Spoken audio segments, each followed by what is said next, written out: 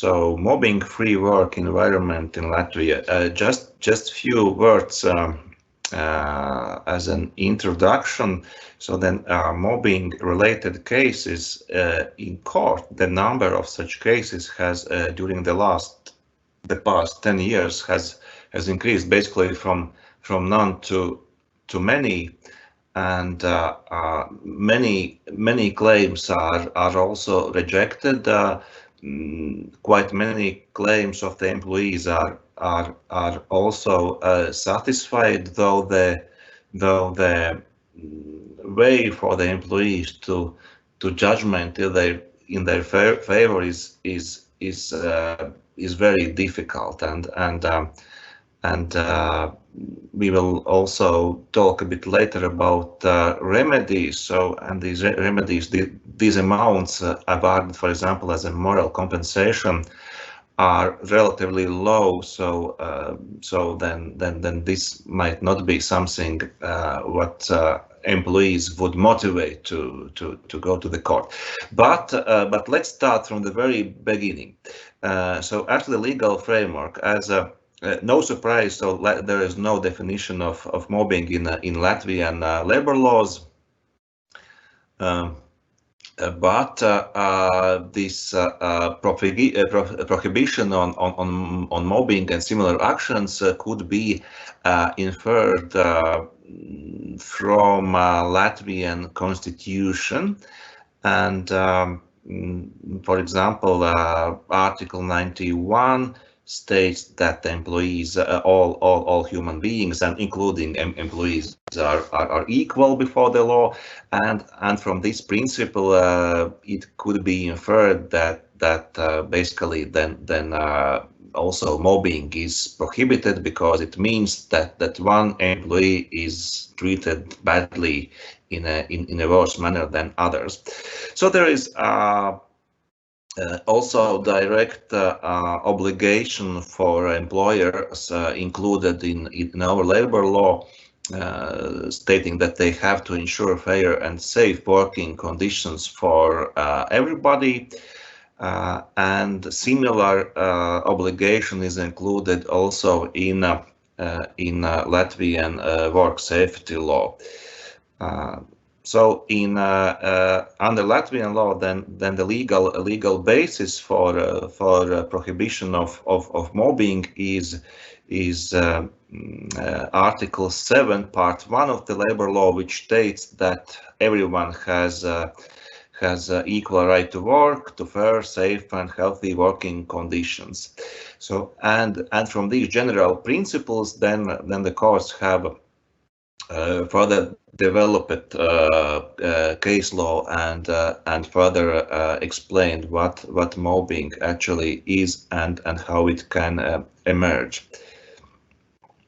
The next slide, please.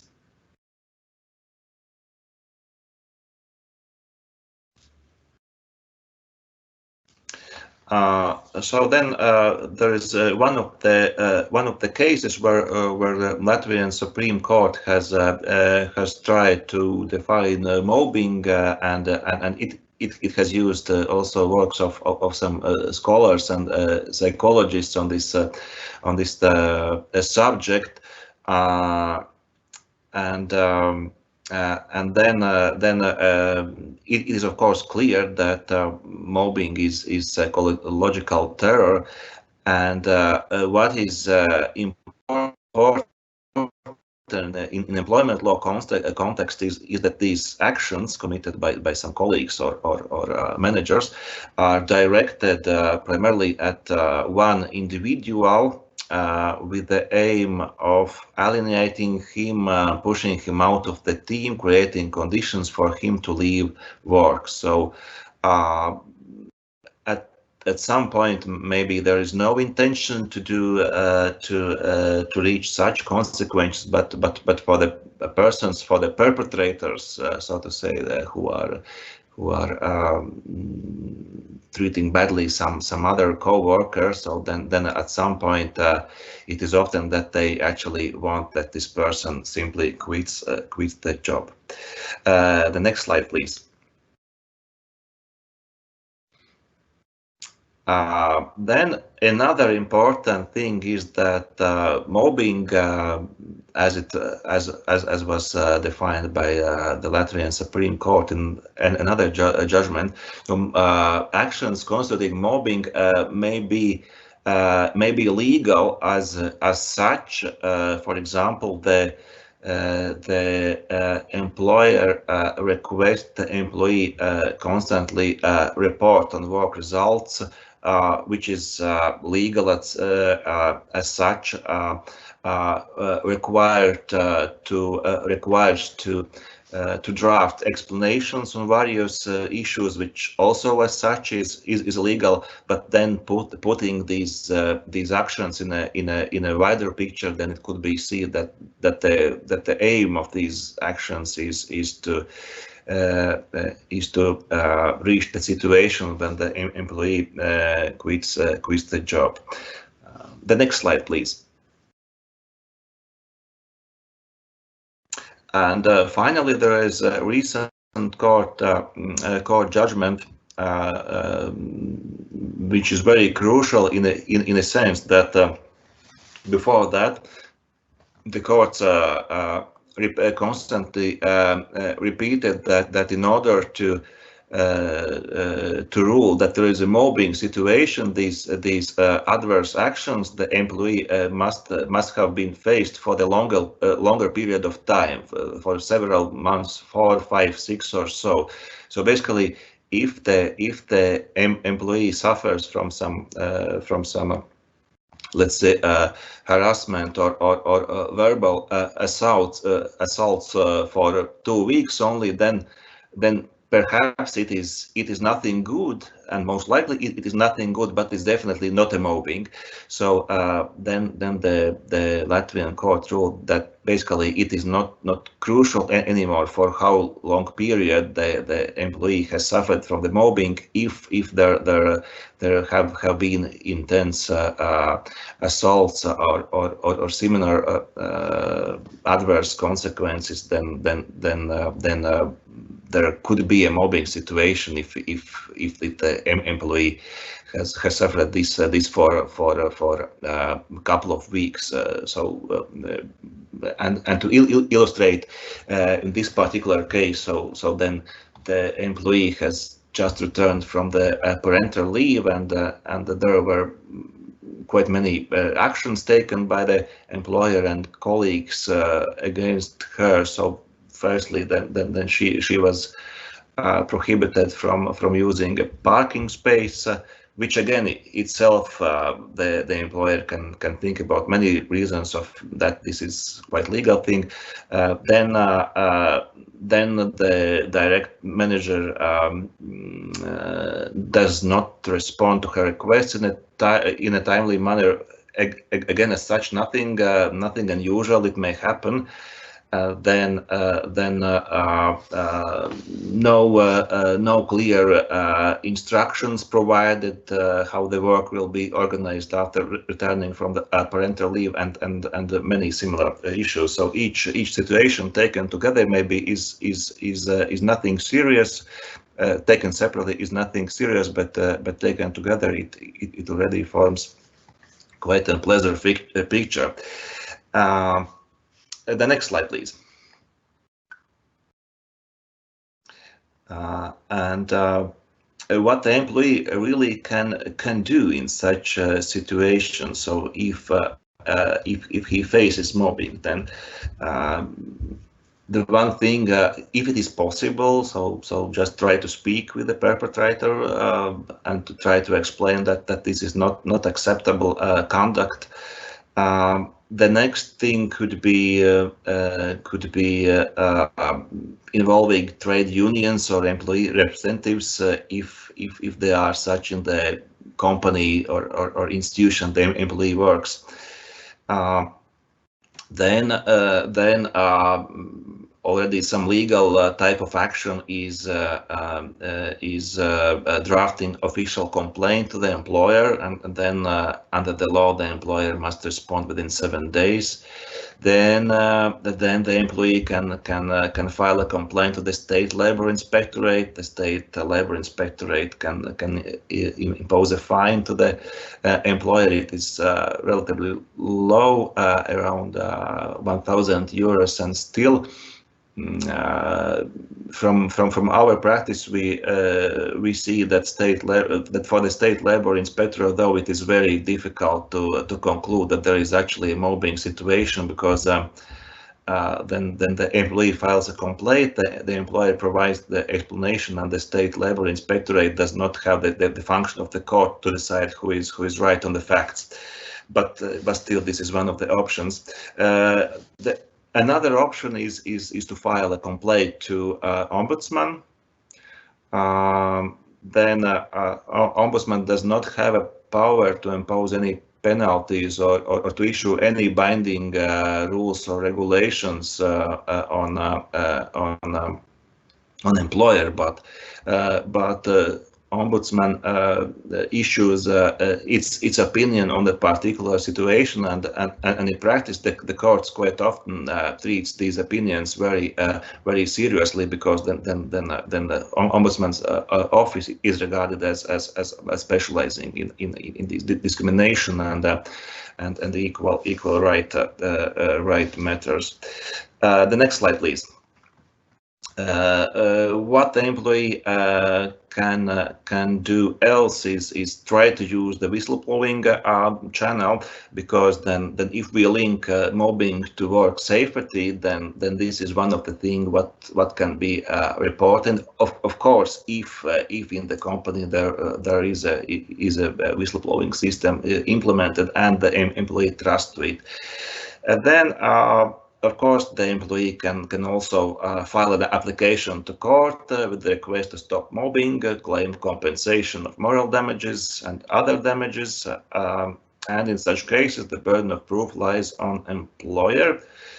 Then the employee can terminate employment with immediate effect and request for the severance payment. Here the employer has a choice whether to pay the payment, severance payment, or not. If the payment is not made, the employee must file an application to the court, and then there is again a court proceedings. And the employee can simply leave by submitting the 1 month's termination notice. These last two situations basically are the cases the persons executing mobbing wait for, so the employee just leaves for one or another reason, and this amount of severance payment usually is not that big for the employer to suffer very much. The next slide, please. So and what risk the employer has if the mobbing situations are not properly addressed. So administrative fine imposed by the state labor inspectorate, as discussed. Then if the employer has wrongly dismissed the employee, then the court will order that the employee is reinstated back at his previous position, and then compensation for forced absence from work has to be paid. Then there are, of course, reputational risks for the company, and risk again to face repeated claims on mobbing situation. For example, if the employee is reinstated back at work and he is put in some dark corner at the office alone, then he is not assigned with any significant task. This can be viewed again as repeated mobbing situation. The next slide, please. The employer is in an uneasy situation. So if the mobbing situations are not dealt with, there are risks. There are also quite many problems if the employer tries to deal with the mobbing situation, and they are the practical ones are. So then then if the employer would like to dismiss the perpetrator due to this committing mobbing actions, then the burden of proof then lies on the employer. So the employer must prove that the perpetrator was doing some bad things with respect to the victim. So and there is also a risk that the offender, the perpetrator, returns back at the company as the winner. And basically, the situation could be vice versa, that the perpetrator is actually one who has been wrongly dismissed from the work. If the situation regarding mobbing is not dealt properly, then some other employees might start leaving the company due to this situation, and then. Also the employees who have been brave enough to complain to the employer, they might not be willing to go to the court and testify against the perpetrator, because then in such case it is again emotionally hard, and not all employees would like to do it. The next slide, please.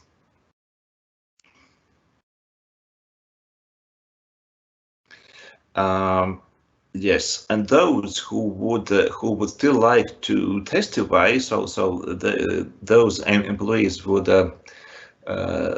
need to be aware that there could be many court hearings, so they might not be able to work. They must be present there waiting. So these are also losses for the employer. So the employees are not working. They are sitting at the courtroom and waiting for something.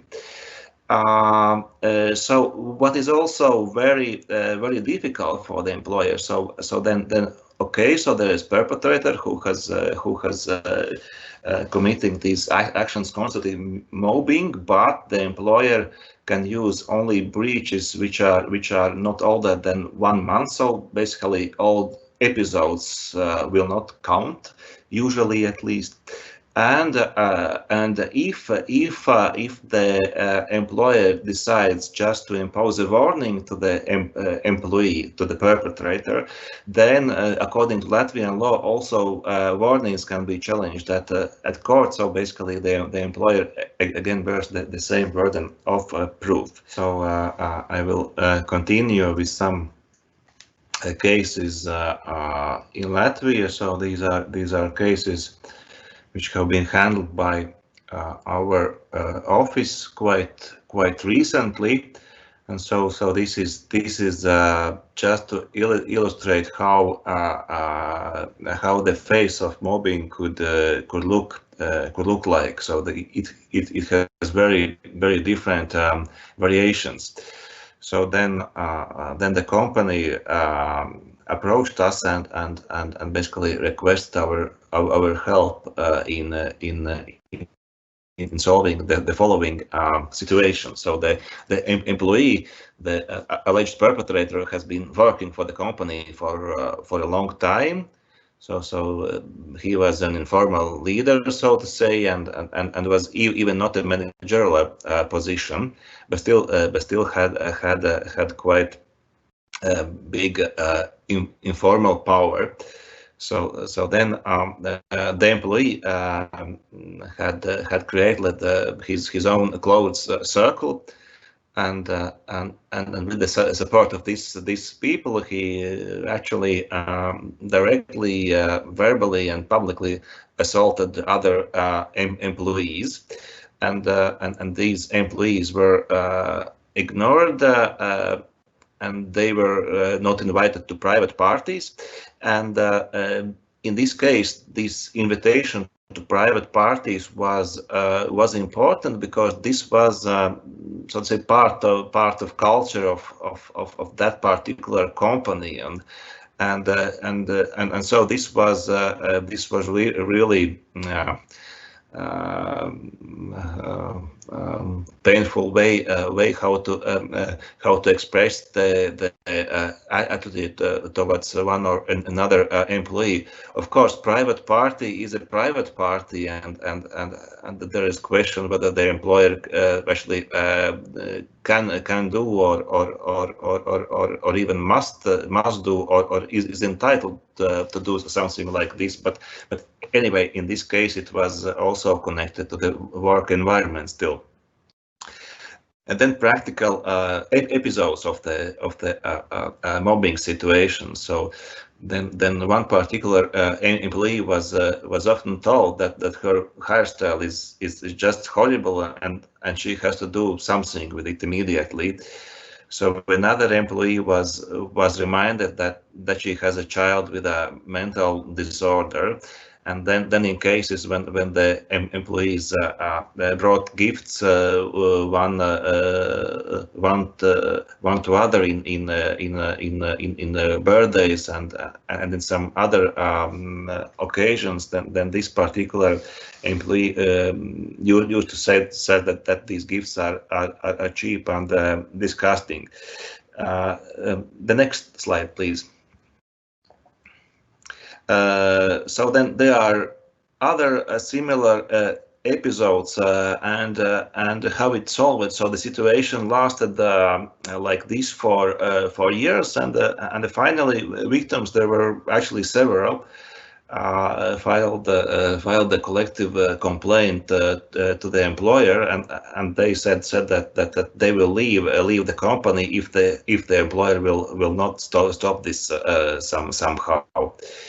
And some of them, not all, were also ready to go to the work, to go to the court and evidence in case there will be a dispute over this situation.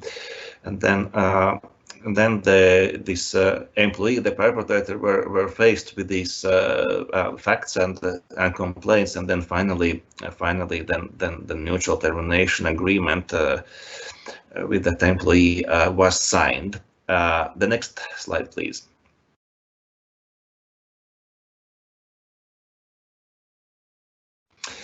So there is another case from our practice, also with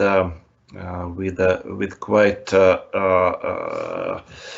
specific facts. So the employee, the alleged perpetrator in this case, was a head of a cleaning department in one company, and the work was done only at night. So no one else from the management ever was there. So the employee started to behave really badly. And then this employee, as a direct line manager, had a power to decide of amount of the additional bonus for the employees who actually cleaned the premises. And then what this employee did, she allocated a bigger area to be cleaned to some employees, and the employees usually didn't complain because they really didn't know the regulations, and so they didn't object. So there were also rude attitude towards the employees, and it went that far that this direct manager actually made some areas dirty again after they were cleaned. Made the photos of these areas and then show these photos as evidence of bad work quality, and then in that way didn't pay the bonus. And the employees even didn't complain. They just quietly left the company, and then at some point, only at exit interviews, some of them started to reveal the real reason behind leaving the company. Yes, in this case, then after some discussions, this manager left the company by signing mutual termination agreement. So yeah, these are the cases where in both cases the employer had to act to prevent actually quite serious damage.